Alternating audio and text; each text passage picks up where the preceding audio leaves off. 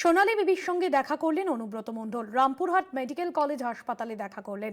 শনিবার বীরভূমে ফিরেছেন সোনালী বিবি। পরিবারের সকলকেই ফেরানো হবে আশ্বাস অনুব্রত মণ্ডলের। সোনালী বিবির সঙ্গে দেখা করলেন অনুব্রত মণ্ডল।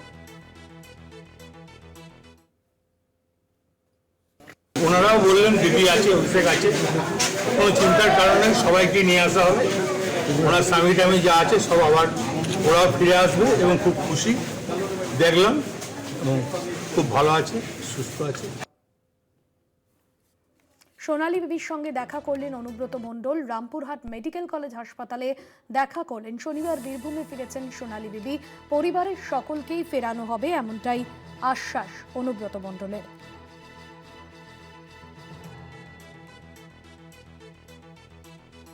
মনা বীরবংশী রয়েছেন ফোন লাইনে। মনা, কি জানা যাচ্ছে? দেখো ভাস্বতী, কি জানা যাচ্ছে বলতে তুমি জানো যে গতকালকেই মূলত বীরভূমে ফিরেছেন সোনালী বিবি। এই মুহূর্তে দাঁড়িয়ে সবচেয়ে বড় সংবাদ শিরোনামে থাকা একটি নাম বীরভূমের সোনালী বিবি এবং তার নাবালক সন্তান গতকালকেই ফিরেছেন। তুমি জানো যে বিশেষ করে শুধুমাত্র বাংলা ভাষায় কথা বলার জন্য দিল্লি থেকে আটক করে কেন্দ্রের বিজেপি সরকার, দিল্লির পুলিশ সরাসরি পরিবারকে না জানিয়ে বাংলাদেশে পাঠিয়েছিল। 6 মাস জেলে সেখানে বন্দী থাকার পর গতকালকে সোনালী বিবি ফিরেছেন এবং তিনি রামপুরহাট গভর্নমেন্ট মেডিকেল কলেজ হাসপাতালে ভর্তি হয়েছেন। এই প্রথম বীরভূম জেলার প্রথম সারির কোনো নেতা, আবারও তোমাকে বলে রাখি ভাস্বতী, এই প্রথম বীরভূম জেলার প্রথম সারির নেতা আজ সোনালী বিবির সঙ্গে দেখা করলেন।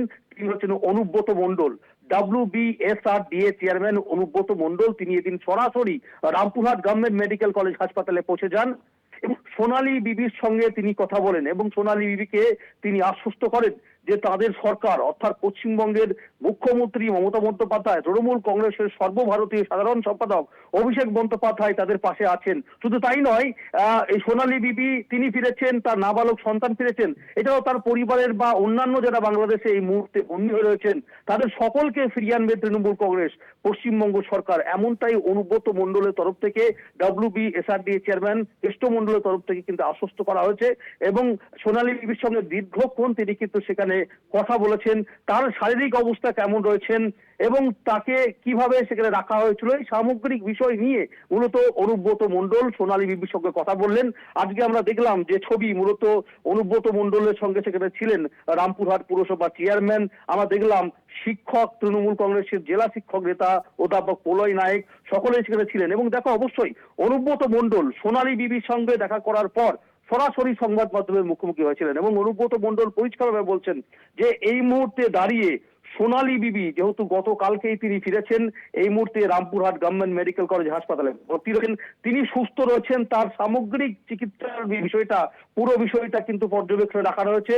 সর্বতভাবে জেলা প্রশাসনের তরফ থেকে সরকারিভাবে তার পাশে আমরা আছি এবং অনুব্রত মণ্ডল এটাও বললেন যে চিন্তার কোনো কারণ নেই, আশ্বস্ত করা হয়েছে। মুখ্যমন্ত্রী রয়েছেন, দলের সর্বভারতীয় সাধারণ সম্পাদক রয়েছেন, তাদের যে পরিবারের আর যারা রয়েছেন তাদের সকলকে কিন্তু ফিরিয়ে নিয়ে আসা হবে। তবে দেখো, নিঃসন্দেহে এই প্রথম আমরা দেখলাম যে প্রথমত হচ্ছে যে রাজ্যসভা তৃণমূল সাংসদ সামিরুল ইসলাম, অধ্যাপক সামিরুল ইসলাম, তিনি পুরো বিষয়কে তদন্ত করেছিলেন, কিন্তু এই প্রথম বীরভূম জেলার প্রথম সারির কোনো নেতা, তৃণমূলের কোর কমিটির convener, WBSRDA chairman Anubrata Mondal, তিনি রামপুরহাট গভর্নমেন্ট মেডিকেল কলেজে সরাসরি গিয়ে সোনালী বিবির সাথে দেখা করলেন। এটাই এই চিত্রই কিন্তু উঠে এলো, সেটা কিন্তু বলা যেতে পারে। ভাস্বতী, ধন্যবাদ মনা।